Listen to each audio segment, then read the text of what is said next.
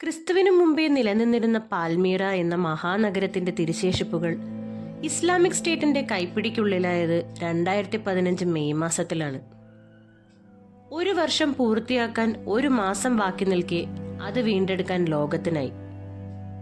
2016 March 27 Syrian സൈന്യം പാൽമീറ തിരിച്ചുപിടിച്ചു, ഒട്ടേറെ പരുക്കുകളോടെ.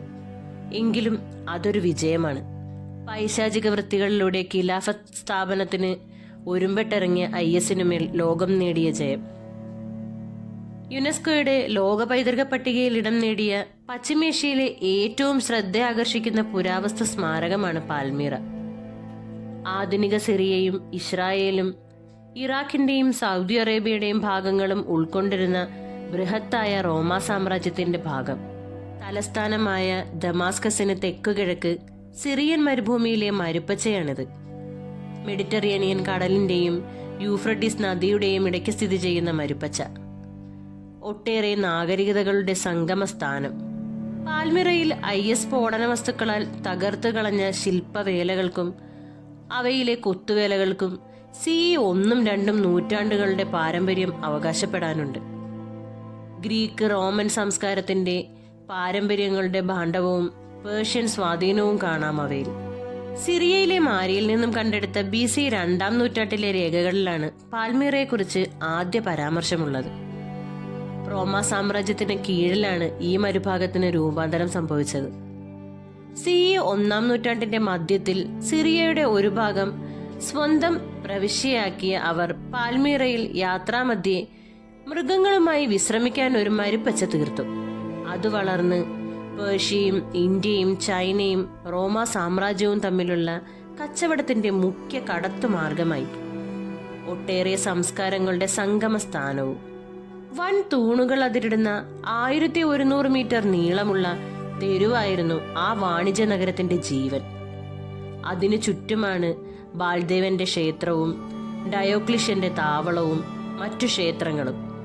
പഴയ ഗ്രീക്ക് നഗരങ്ങളിലെ ചത്തുരമായ അഗോറയും എല്ലാം ഉയർന്നത്. 500-ലേറെ ശവകുടീരങ്ങൾ നിറഞ്ഞത്. ജൂതന്മാരും ക്രിസ്ത്യാനികളും ഇവിടെ പാർത്തു.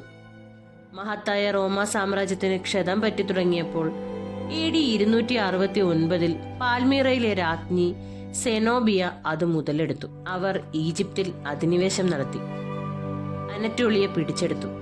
അങ്ങനെ റോമാ സാമ്രാജ്യത്തെ 2ആയി പകുത്തുകളഞ്ഞു. പക്ഷേ വിജയവാഴ്ച അധികം നീണ്ടില്ല. കരുത്തനായ ഔറീലിയൻ ചക്രവർത്തി തിരിച്ചടിച്ചു.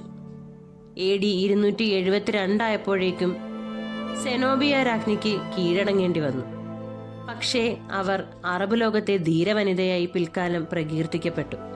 അടികളുടെയും തിരിച്ചടികളുടെയും കാലങ്ങളിൽ അവഗണനയാണ് പാൽമീറയ്ക്ക് കിട്ടിയത്. മുസ്ലിം ഉമയ്യാദ് സാമ്രാജ്യം 7-ാം നൂറ്റാണ്ടിൽ പാൽമീറ അടക്കമുള്ള പ്രദേശങ്ങളിൽ ഭരണം ആരംഭിച്ചതോടെ വാണിജ്യ കേന്ദ്രമെന്ന അതിന്റെ കീർത്തിക്കും ഉടവു തട്ടി. ഉമയ്യാദിന്റെ ചരക്കുപാത വേറെയായിരുന്നു. മക്കയുടെ ദിശ കാട്ടുന്ന ഒരു മിറാബ് ബേലിന്റെ ക്ഷേത്രത്തിനുള്ളിൽ പണിതു. ഒരു കാലത്ത് ബേലിന്റെ ക്ഷേത്രം മോസ്കായി ഉപയോഗിച്ചിരുന്നു എന്നതിന്റെ സൂചന നൽകുന്നു ഇത്. എന്നാൽ ഇതിന്റെ ചുവരുകളിലെ തലമറച്ച സ്ത്രീയുടേതടക്കം ഇസ്ലാമികമായി കണക്കാക്കുന്ന പലതും അതിനും പലകാലം മുൻപ് കൊത്തിവെച്ചതാണെന്ന് ഇന്ന് തിരിച്ചറിയുന്നു. പിൽക്കാലം തകർന്ന് മൺമറഞ്ഞ ഈ നഗരത്തിന്റെ അവശിഷ്ടങ്ങൾ കണ്ടെത്തിയത് 17-ഉം 18-ഉം നൂറ്റാണ്ടിലെ സഞ്ചാരികളാണ്. അവയിലെ കലാരൂപങ്ങൾ പിന്നീട് പലയിടങ്ങളിലെയും വാസ്തുവേലകളിൽ സ്ഥാനം പിടിച്ചു. 2011 സിറിയൻ ആഭ്യന്തര യുദ്ധം തുടങ്ങും വരെ വർഷം 1.5 ലക്ഷം വിനോദസഞ്ചാരികളാണ് പാൽമീറ കാണാനെത്തിയിരുന്നത്. മരുഭൂമികളാൽ ചുറ്റപ്പെട്ടതാണെങ്കിലും കിഴക്ക് നിന്നുള്ള സുഗന്ധദ്രവ്യങ്ങൾ, പട്ട്, ആനക്കൊമ്പ് എന്നിവയുടെ വ്യാപാരത്തിനും ഫിനീഷ്യയിൽ നിന്നുള്ള പ്രതിമകൾക്കും ഗ്ലാസ് വർക്കുകൾക്കും നന്ദി പറഞ്ഞ് പാൽമീറ ആഡംബരപൂർണമായ ഒരു മഹാനഗരമായി വികസിച്ചു. AD 129 റോമൻ ചക്രവർത്തിയായ ഹാഡിയർ തന്റെ സാമ്രാജ്യത്തിനുള്ളിൽ പാൽമീറയെ സ്വതന്ത്ര നഗരമായി പ്രഖ്യാപിച്ചു. ഈ നൂറ്റാണ്ടിന്റെ ബാക്കി ഭാഗങ്ങളിൽ അദ്ദേഹം പ്രശസ്തമായ ക്ഷേത്രങ്ങളും അഗോറയും എല്ലാം ഇവിടെ നിർമ്മിക്കപ്പെട്ടു. 2-ാം നൂറ്റാണ്ടിൽ ക്രിസ്ത്യാനിറ്റിയുടെ ആഗമനത്തിനു മുൻപ് പാൽമീറയിൽ ബാബിലോണിയൻ ദേവനായ ബേലിനെയും യാർഹിബോറിനെയും അഗ്ലിബോറിനെയും എല്ലാം ആരാധിച്ചിരുന്നു. മൂന്നാം നൂറ്റാണ്ടിൽ റോമൻ സാമ്രാജ്യം ആഭ്യന്തര രാഷ്ട്രീയ അസ്ഥിരതയെ അഭിമുഖീകരിച്ചപ്പോൾ പാൽമീറ അതിന്റെ സ്വാതന്ത്ര്യം പ്രഖ്യാപിക്കാൻ അവസരം കണ്ടെത്തി. പിന്നീട് രാജ്ഞിയായി മാറിയ സെനോബിയയുടെ നേതൃത്വത്തിൽ നടന്ന കലാപത്തിൽ പടിഞ്ഞാറ് റോമാക്കാരെയും കിഴക്ക് പേർഷ്യൻ സേനയും പാൽമീറിയൻസ് പരാജയപ്പെടുത്തി. 270ഓടെ സെനോബിയ മുഴുവൻ സിറിയയും ഈജിപ്തിന്റെ ചില ഭാഗങ്ങളും കീഴടക്കി. ഏഷ്യ മൈനറിന്റെ വാതിൽപ്പടിയിലെത്തി. എന്നാൽ റോമൻ ചക്രവർത്തിയായ ഔറേലിയൻ നഗരം പിടിച്ചെടുത്തപ്പോൾ ശക്തയായ രാജ്ഞിയെ റോമിലേക്ക് തിരികെ കൊണ്ടുപോവുകയും പാൽമീറയുടെ പ്രാധാന്യം കുറയുകയും ചെയ്തു. 2011 സിറിയയുടെ പ്രതിസന്ധി ആരംഭിക്കുന്നതിന് മുൻപ് ഓരോ വർഷവും 1000-ലധികം വിനോദസഞ്ചാരികൾ പാൽമീറ സന്ദർശിച്ചിരുന്നു.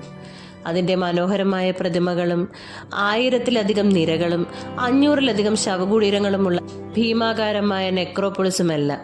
പാൽമീറയിലെ ഏറ്റവും ധനികരായ നിവാസികൾ മരിച്ചവർക്കായി ഈ സ്മാരകങ്ങൾ നിർമ്മിക്കുകയും സമൃദ്ധമായി അലങ്കരിക്കുകയും ചെയ്തിരുന്നു. അവയിൽ ചിലത് അടുത്തിടെ കൊള്ളയടിക്കപ്പെടുകയും ചെയ്തു. സിറിയയിൽ നടന്നുകൊണ്ടിരിക്കുന്ന യുദ്ധത്തിന്റെ പാടുകൾ പാൽമീറ വഹിക്കുകയാണ്. ഏറ്റുമുട്ടലിൽ തകർന്ന സ്തംഭങ്ങളും പ്രതിമകളും എല്ലാം ഇവിടെ അവശേഷിക്കുന്നു. റോമൻ സാമ്രാജ്യത്തിന്റെ ഏറ്റവും വിപുലമായ അവശിഷ്ടങ്ങളുള്ള പാൽമീറ തിരിച്ചുപിടിക്കാനുള്ള പ്രചാരണത്തിനിടയിൽ 180ഓളം സർക്കാർ സൈനികരും അനുബന്ധ പോരാളികളുമാണ് കൊല്ലപ്പെട്ടത്. പാൽമീറയിലെ ആദ്യകാല വാസസ്ഥലമായ അൽഖുബർബാദിയുടെ വടക്കുവശത്തുള്ള എഫ്ക നീരുറവയ്ക്ക് ചുറ്റുമായാണ് പ്രധാന അവശിഷ്ടങ്ങൾ അവശേഷിക്കുന്നത്. മെസപ്പൊട്ടോമിയൻ ദേവനായ ബേലിന്റെ ആരാധനയ്ക്കായി നിർമ്മിച്ച ക്ഷേത്രവും ഗ്രേറ്റ് കൊളോനേഡ് എന്ന പ്രധാന പാതയുമാണ് ഇതിൽ ഉൾക്കൊള്ളുന്നത്. റഷ്യൻ സിറിയൻ സൈനികർ ഇന്ന് പാൽമീറ എന്ന ഉപേക്ഷിക്കപ്പെട്ട പട്ടണം സംരക്ഷിക്കുന്നു. ഇത് ഒരു യുദ്ധമേഖലയായി തുടർന്നു. അജ്ഞാതമായ നിരവധി മൈനുകളും മറ്റും ഇവിടെ അവശേഷിച്ചിരുന്നു. അതിനാൽ തന്നെ അവിടേക്കുള്ള യാത്രയും ശക്തമായി നിരോധിച്ചിരുന്നു. പാൽമീറ സിറിയൻ മരുഭൂമിയിലെ ഒരു മരുപ്പച്ച. ഡമാസ്കസിന്റെ വടക്ക് കിഴക്ക് പാൽമീറയിൽ പുരാതന ലോകത്തിലെ ഏറ്റവും പ്രധാനപ്പെട്ട സാംസ്കാരിക കേന്ദ്രങ്ങളിലൊന്നായ ഒരു മഹത്തായ നഗരത്തിന്റെ സ്മാരക അവശിഷ്ടങ്ങൾ അടങ്ങിയിരിക്കുന്നു.